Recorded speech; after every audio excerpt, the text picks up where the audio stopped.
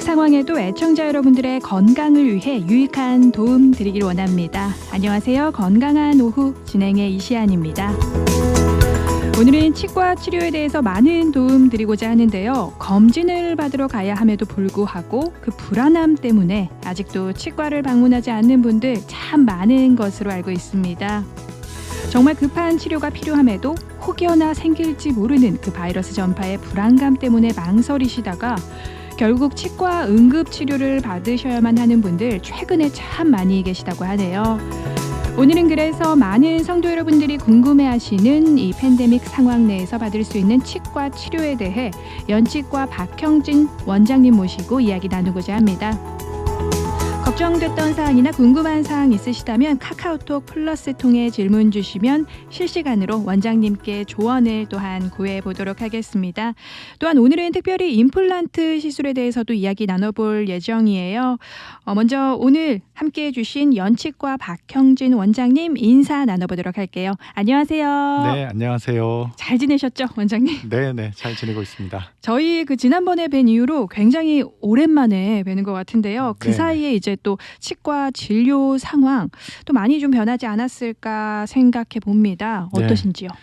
지금은 이제 지금까지 그동안 한두 달 전만 하더라도 이제 치과 진료를 어떻게 시작해야 될지 네. 또 많은 환자분들에게 어떻게 이제 저희가 서비스를 제공해야 될지 그런 거에 대한 가이드라인이 사실은 많지가 않았습니다. 이제는 이제 좀 체계가 좀 잡혀 있는 상태고 그로 인해서 이제 예전과 같은 이제 진료를 계속 저희도 이제 시행하려고 자리를 잡고 있고 이제 그게 이제 좀 이렇게 안정화 단계로 가야 된다라고 생각할 수가 있겠죠. 네. 제 생각에도 요즘에는 그래도 전보다 이제 환자분들이 조금 편하게 방문하시지 않을까 생각이 들어요. 네. 1차적으로는 사실은 구강을 통해서 또 우리 얼굴이라는 그 부위 자체가 사실은 감염 경로에 가깝기 때문에요. 그렇죠. 소위 말하는 이제 점막을 통해서 코로나 바이러스가 이제 감염이 되는데 우리 눈, 또 코, 또 입 이제 이 부분이 이제 점막이 외부랑 이렇게 통하는 그렇죠. 그 네 군데 중에 세 군데가 사실 얼굴에 있습니다. 그러다 보니까 아무래도 이제 치과 쪽에서 진료를 받다 보면 이제 감염의 위험이 높지 않는가 이제 그렇게 하는데 얼마 전에 이제 한국하고도 이제 얘기를 하고 한국에 계신 이제 학교 병원의 교수님하고도 얘기를 하고 해봤는데 한국 같은 경우에도 치과에서 감염 사례가 나타난 게 거의 없는 걸로 알고 있습니다. 아, 그렇군요. 네네. 치과에서 감염이 안 되는 것이 아니라요. 네. 사실은 감염 방지를 위해서 이제 치과나 여러 의료 종사하시는 모든 분들이 굉장히 집중적으로 노력을 많이 하셨다는 게 그 예방할 수 있었던 그런 가장 키가 되지 않나 이렇게 생각이 됩니다. 아, 그랬군요. 그렇다면 사실 많은 사람들이 그 불필요한 불안감 때문에 치과 진료를 조금 망설이셨던 것이 아닌가 생각을 해보는데요. 오랜만에 이렇게 진료를 하시고 또한 지금은 안정화 단계에 이제 접어들었다라고 말씀하셨는데요. 그렇게 되면서 다양한 그 응급 치료의 사례들도 많이 보셨을 것 같아요. 예를 들어서 아니 이걸 참고 계셨는지 이런 생각이 드는 환자부터 진료를 정말 미루다 오신 분들 계실 것 같은데 어떠신가요? 네, 그동안 응급적인 치료에 대한 부분들은 사실은 이제 진료를 쭉 해왔고 치과에서 응급 치료라고 한다 그러면은 크게 이제 통증하고 그렇죠. 감염 요 두 가지를 놓을 수가 있는데요. 감염 중에서도 이제 좀 급성으로 오는 감염. 이게 이제 급성 감염은 통증하고도 좀 밀접하게 연관이 있기 때문에 이제 또 다른 부분은 이제 치아가 부러지시는 분들이 꽤 계시더라고요. 빠지는 게 아니라 네, 그러니까 이제 여러 가지 이제 스트레스나 이런 걸로 이 악물기라든지 아니면은 이제 음식을 드시다가 이제 이가 갑자기 파절이 되는. 아, 그렇군요. 네네. 그런 경우들을 이제 저희가 응급적으로 많이 볼 수 있었던 그런 시기였어요.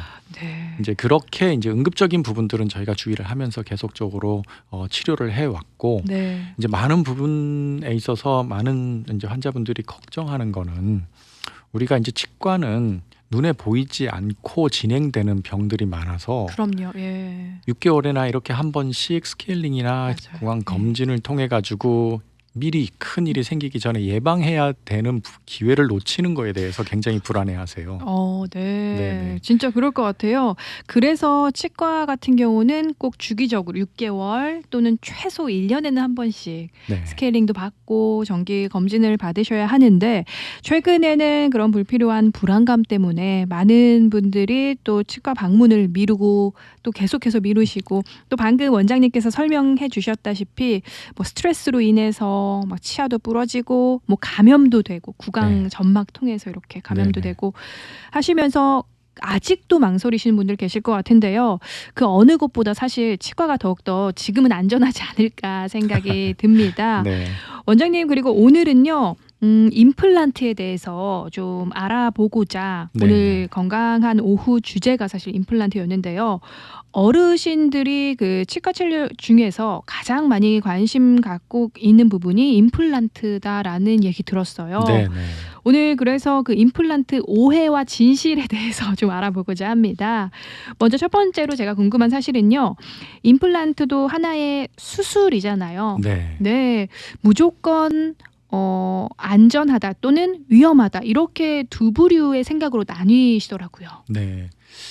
지금 사실 임플란트 치료를 다른 이제 치과 치료랑 연관해서 이렇게 한번 어느 정도의 기간 동안 또 네. 어떤 과정을 거쳐서 저희가 이런 지식이나 이런 거를 정립했는지를 놓고 보면은 사실은 뭐 일반적으로 크라운 하는 거라든지 예. 신경 치료, 뭐 충치 치료, 잇몸 치료 이제 이런 치료들은 늘 일상적으로 수십 년 동안 네. 거의 뭐 100년에 가까운 그런 역사를 가지고 있는데요. 사실 임플란트가 처음 이제 우리가 지금 현재 사용하고 있는 형태의 임플란트가 처음 소개된 거는 1950년대, 60년대에 이제 시작이 돼서 네. 1970년대에 이제 이게 어느 정도는 치료 효과가 아주 좋은 그런 치료가 될 수 있겠다라고 이제 논문이 나오기 시작했습니다. 네. 하지만 이 기간 중에 그 이후로도 이제 여러 가지 우리가 문제점에 봉착하고 또 임플란트라는 게 이제 뼈에 이제 생리를 잘 이용을 해서 치료를 그렇죠. 해야 되는 거이기 예, 예. 때문에 그 부분에 대해서 또 지식을 쌓기까지 또 수십 년이 또 흘렀습니다. 네, 지금까지. 네. 그러면서 한 15년, 한 20년 전, 2000년대에 들어서면서 이제 급격하게 이제 치과에서 시술을 하게 되는 치료인데요. 네. 아마 오래전에 한 10년 이상 된 치료를 받으셨던 분들의 경우에 있어서 또 뭐 그 이후라도 이제 예전에 이런 여러 가지 개념을 가지고 임플란트에 접근했을 때 저희가 미처 발견하지 못한 그런 문제점들이 이제 서서히 10년이 20년이 지나면서 드러나기 시작하고 있습니다.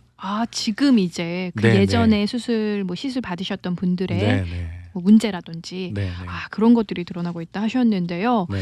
그렇다면은요, 이 임플란트 수술이 나이가 들면 들수록 만약에 나이가 정말 많으신 분들, 뭐 70세 이상, 뭐 80세 이상의 분들 같은 경우는 그때 하고 싶어도 불가능하다 뭐 이런 속설이 있어요. 사실은 이제 진단을 잘 받아보셔야 되는데요. 예. 연세가 있어서 임플란트의 실패율이 높다라고는 사실은 할 수가 없습니다. 그렇군요. 오히려 20대에 이제 시술을 받은 분들이 실패가 더 높은 경우를 많이 봅니다. 그런 경우는 왜 그런 거죠? 네, 이게 이제 뼈의 생리적인 부분하고 또 이제 연결이 되는데요. 예. 젊은 친구들을 그런 이제 환자분들 같은 경우에 있어서는 골 밀도가 네. 사실은 이제 연세가 드신 분들하고 비교를 했을 때 그렇게 높지 않고 또 거기에다가 또 이제 이 생리적인 활성도가 높다 보니까 예.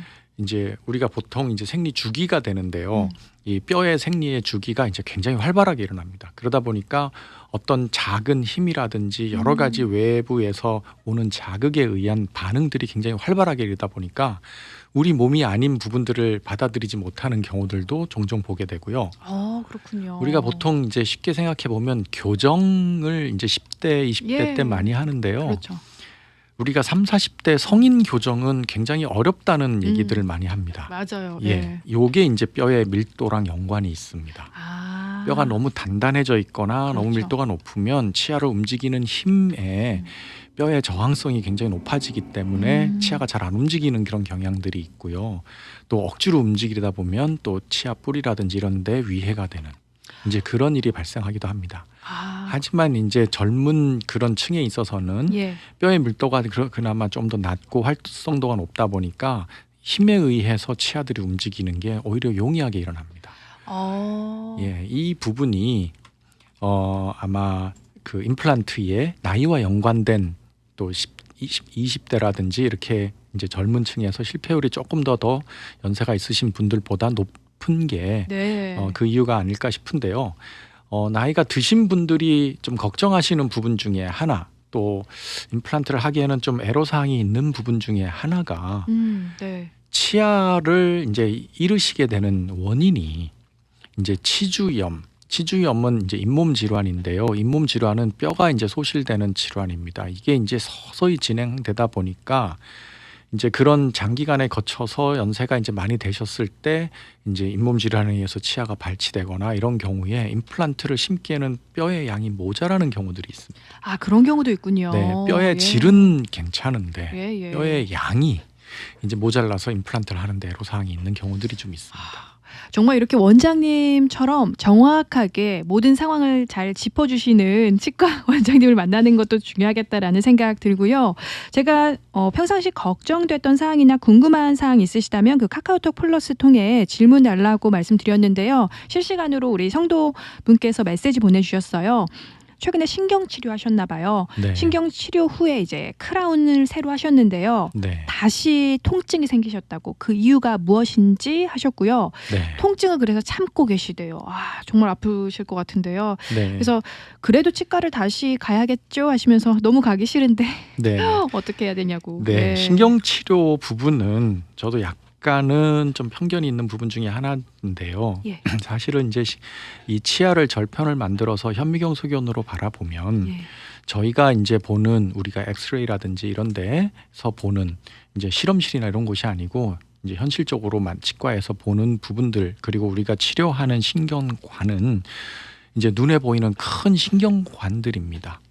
아, 네. 큰 신경관들이요. 네네. 네. 그러니까 우리 뭐 뼛속에 있는 게 아니고 치아 안에 있는 신경길, 루트 커널이라고 보통 얘기를 하는데 예. 그 신경관을 치료를 하게 되는데 이제 감염된 신경을 다 제거를 하고 그렇죠. 예. 또 이제 이렇게 충전재를 삽입하기 위해서 길을 넓혀주고 청소를 하고 그렇게 해서 이제 네. 마지막으로 이제 물샐 틈 없이 이제 그 신경관들을 다 막아주는 건데요. 신경치료라는 건 사실은 현미경으로 보면 이 주된 그 주 신경관 주위로 굉장히 막 그물처럼 부신경관들이 많이 있고요. 네. 요 부분들이 사실은 뿌리 끝에서 보면 더 복잡하게 있습니다. 그 부분까지 저희가 치료를 할 수는 없는 그런 한계에 있습니다. 아. 근데 이제 그렇군요. 신경 치료를 했을 때 하고 예. 나서 이제 모든 게 통증도 해결되고 다 해결이 되는데 그 신경에 이제 또 염증의 감염의 원인이 되는 게 이 부신경 안에 존재를 하게 되면 다시 재발하는 경우가 있고요. 네. 이제 그게 이제 요거는 이제 시간이 지나면서 나타나고요. 신경 치료를 받으셨는데 크라운까지 하셨는지 얼마 안 돼서 이런 일이 나타났다 그러면 예. 크라운 부분이 조금 높거나 그래서 먼저 예. 부딪히거나 그러면은 좀 자극이 갑니다. 그렇군요. 네, 뿌리 예. 끝 쪽으로 네. 이제 그런 경우에는 여기 이제 좀 높게 형성돼 있는 부분이라는 그 부분을 조금 삭제해서 좀 조절을 해가지고 좀 지내 보셔서 통증이 사라지면 그거는 이제 큰 문제가 없는 거고요. 또 한 가지 이제 문제점 이렇게 받으셨는데 얼마 안 돼서 나타나는 경우에 있어서는 네. 뿌리 부분에 아주 미세하게 금이 가는 경우들이 있습니다. 아, 뿌리예요. 네네. 그러니까 와, 우리 신경 예. 치료를 하다 보면 이제 우리 살아있는 건강한 치아는 치아 속에 그렇죠. 이렇게 조직액이 차 있습니다. 그래서 이게 우린 충격 흡수를 해주는 역할을 많이 해서 네, 큰 힘을 네. 받아도 어느 예. 정도 견뎌주고 해주는데요. 예.